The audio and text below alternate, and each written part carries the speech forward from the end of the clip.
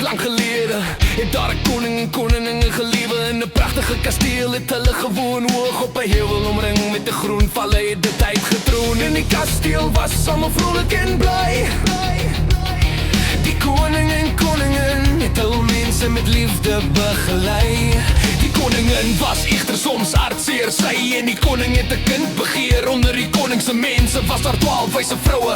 Hulle was so oud soos vader tyd en kon wel toer, dit was 'n feit. Een van die vroue het die koningin se hartseer gesien en haar wens vervul, want sy het geglo die koningin het dit verdien. 'n Prinses Doringrosie is toegebore een mooi somersdag. Almal was bly en het lekker saam gelag. Meeste mense in die land is toegenooi om feest te vier. Dit was baie, baie mooi. Doringrosie, Doringrosie, jy is 'n mooi meisie. Jy is 'n mooi meisie, goed is jou hart.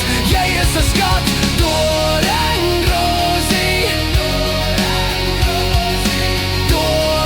Doringrosie.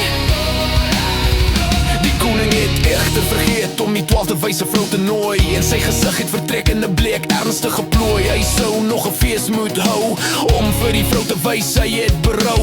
10 van die wyse vroue seën toe almal vir Doringrosie, maar die 12de vrou dag toe op haar gesig vertrek met haat, verwyte en emosie. Sy vervloek die dogtertjie en sê, as jy 15 is sal 'n weefspoel jou beseer. Jy sal val en dood op die vloer gaan lê. Die 11de wyse vrou kon daar nie vloek versag. Doringrosie sal net 100 jaar slaap. Ja, sy het gehad die mag. Elke spinmeel word toe verbrand. Dit was 'n bevel vir die hele groot land. Doringrosie word toe 15 jaar oud. Loop alleen in die kasteel rond, ja, sy was eintlik stout. Ondeke ou vrou by 'n spinwiel wat sit en vlas spin in 'n kamertjie. Die spoel prik toe haar vinger aan maar Doringrosie. Almal raak toe 100 jaar aan die slaap. Die goeie wyse vrou het hulle almal saam laat gaap.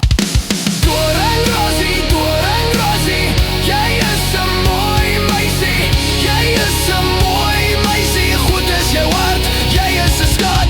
Doringrosie, Doringrosie, Doringrosie, Doringrosie. 'n hoë doringeining groei toe om die kasteel. Geen jongen kom vir 100 jaar deurdring tot op die perseel. Uiteindelik kom daar 'n mooi dapper jong prins na die land. Hy wou Doringrosie kry, dit was in sy verstand. Die 100 jaar se slaap is toe verby en hy kon Doringrosie gelukkig toe kry. Daar was groot vreugde en